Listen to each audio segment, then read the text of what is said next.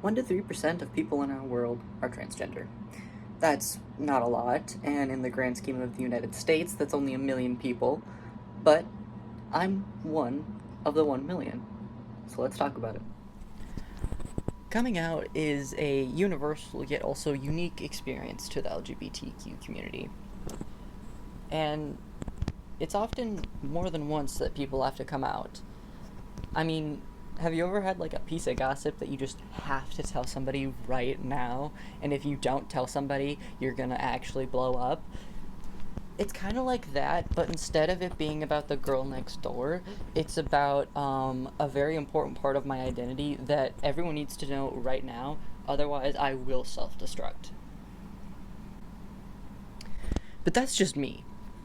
But anyway, coming out is a very important part of a queer person's life, and it is often in line with going to prom, having homecoming, getting a girlfriend, having a boyfriend, whatever else.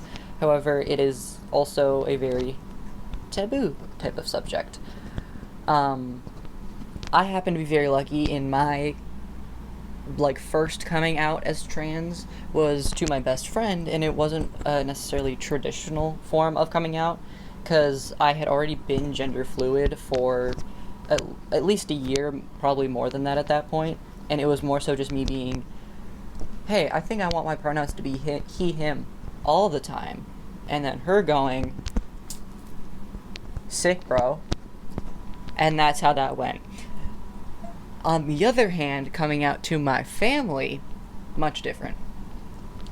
I will be getting into the depth of that story later in this video, but briefly,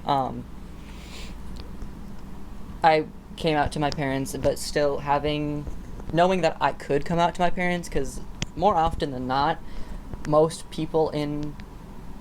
most people, but a lot of the time in the LGBT community, it is not safe for those people to come out to their parents because their parents are homophobic, transphobic, bigoted, whatever.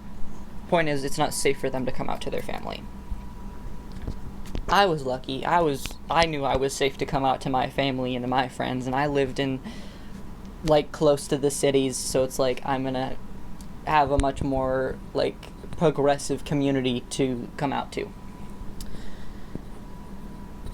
But having that community is what's so important about transitioning, and that is my main focus. Part of my focus for this video is acknowledging the impact and the importance of community and family support as a person is transitioning. Because I feel that we put so much focus on the medical aspect of transitioning that we forget about the social aspects of it, and that in truth, it starts at the social transition, not the medical transition, as many conservative politicians would want us to believe, or fearmongers would want us to believe. Okay. So fear-mongering controversial politicians don't want us to know about the trans experience. Joke's on you, government. I'm here to talk about my trans experience. Now, it's important that I preface that it probably took me over a year to figure out I was trans. Probably even longer than that, because it was a lot of debating myself over what I actually feel, and if that's what I actually feel. However, should somebody want a classic YouTube story time video of my transition for whatever reason, I'd be more than happy to make a video about that, because I think it's kind of interesting, and I find it important that every trans voice is shown and expressed. So if anyone was interested in that, subscribe and leave a comment, and I might make that video in the future. But on to our story. So, our story starts during COVID. I was just finishing up, it was just around the time when I was finishing up middle school that all of COVID pretty much shut down the world. So, needless to say, as I was budding into a teenager, I had a lot of time on my hands to do kind of whatever I wanted by myself. And what is the best way to waste your time than social media? And considering at the time TikTok was gaining steady popularity very quickly, I was quick to start posting videos on there. I mean, it was fun. There were audios on there from my favorite animes, my favorite TV shows, or from my favorite YouTubers that I thought were funny, and I would make other videos that would like be a parody to the original. But it was on social media, on TikTok, and mostly YouTube, where I found communities and I found people that I wanted to be like. And it so happened that it was the trans community that I found a lot of at this time. So creators like Noah Finnis, Miles McKenna, Jess Sully, Sasha Allen, all these trans creators that had become very popular during the COVID times had been very impactful to me personally, because they were my first ever like instance of seeing the transgender world. So it was a big deal to me. And I still remember at this time that I was very convinced I was not trans. I don't know if there's a word for that, internalized transphobia, whatever you want to call it, but I was insistent to myself that I could not be trans. I had to be a girl, and even though I badly wanted to be these trans creators that I admired so much, I wanted to be them so badly, but I was still so sure that I was not trans.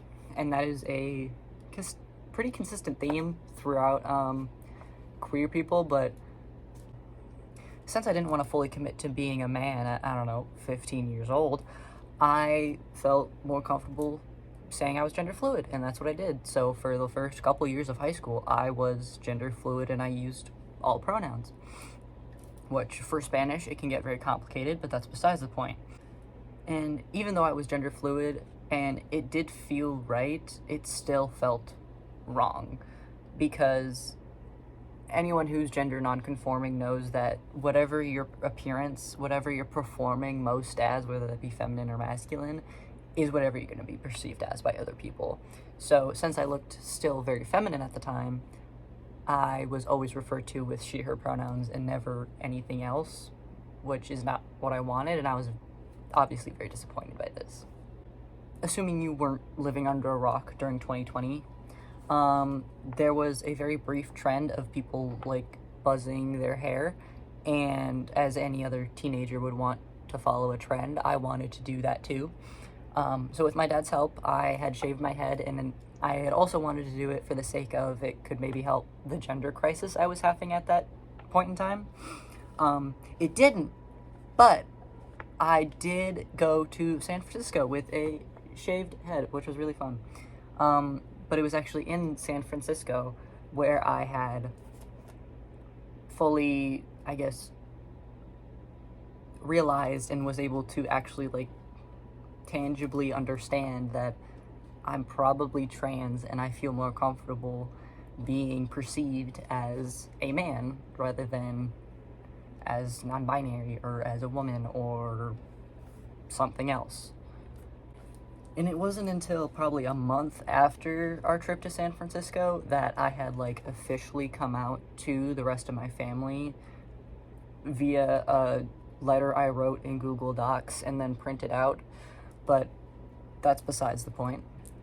After I'd come out to my parents, pretty soon after I had started testosterone, because even before I had come out to my parents, I had already known that I would, even if I wasn't a trans guy, if I was non-binary, I would still want to start testosterone.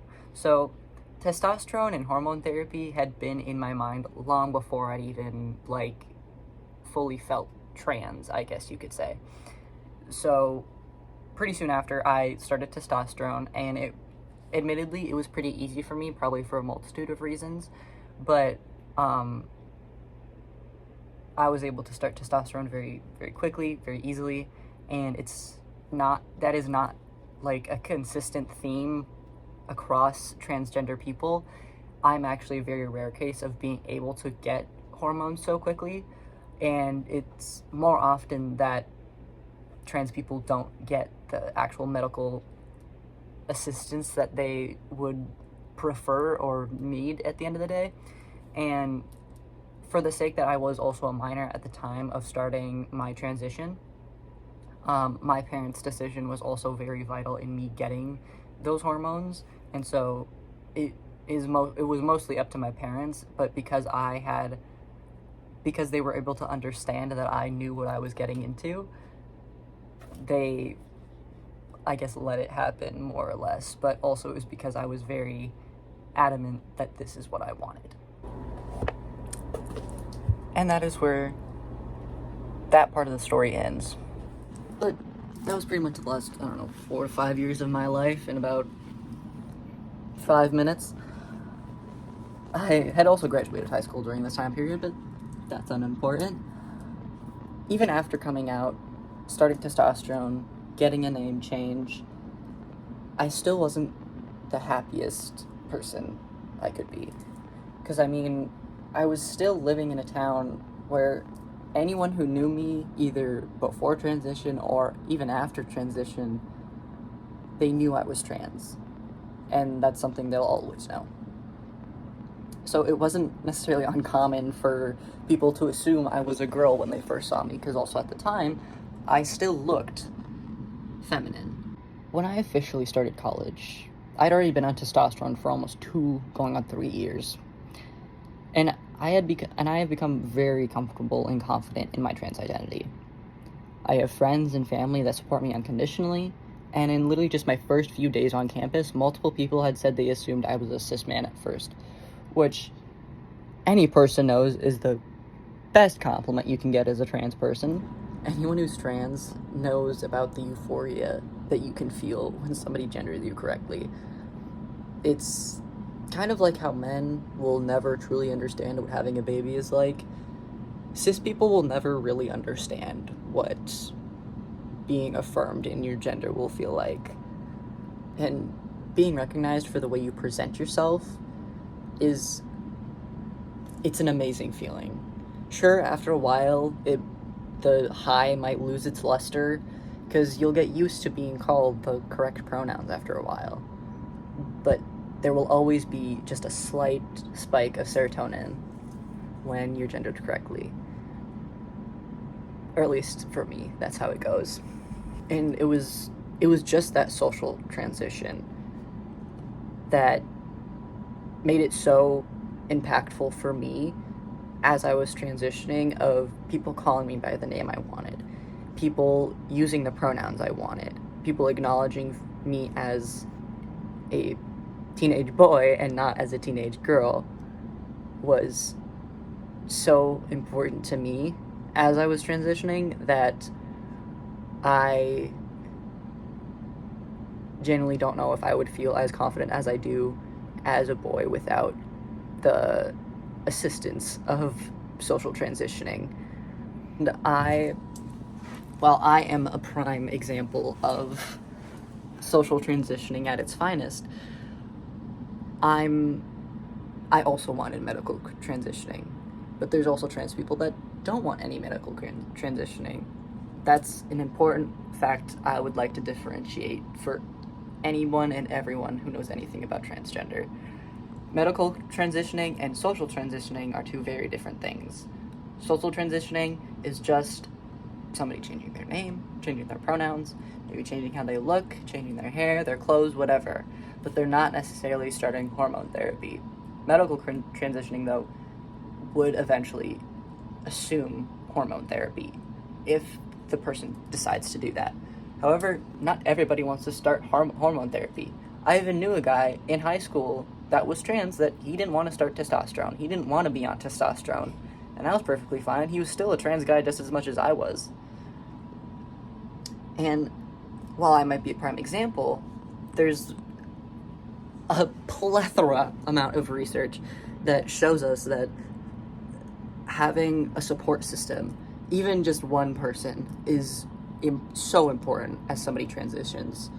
Dr. Jessica Lampus is a professor at University of Calgary, and she wrote a study that I read recently that is titled "The Role of Family Support in Dyadic Adjustment on the Psychological Well-Being of Transgender Individuals, an Exploratory Study." That's a really long name. As far as I'm concerned, it's what is the role of family support for transgender people? And the quote that I'm taking is, quote, "Coping skills, social support from peers and family, and gender minority communities are the main interactive proximal resilience factors." So in non-scientific terms, having healthy coping skills, a social support system, and having knowledge that there is a minority community in the place you are living is the main factors of, like, living as a transgender person and living healthily. And while I may have explained this piece of evidence, this is not the only piece of evidence that I've found or even just generally know about as a trans person. There's a plethora of resources and people that will explain the importance of interpersonal relationships as a person is transitioning. And I could probably make a movie with the amount of evidence that I could find and the people I could interview that agree with my sentiment. But I'm a college student. I don't have that kind of time. And at the end of the day, I'm one person. I'm one guy, one trans guy with one story. And it's not over yet. So I should probably get back to my story. So, hope you guys enjoyed the video. I'll see you next time.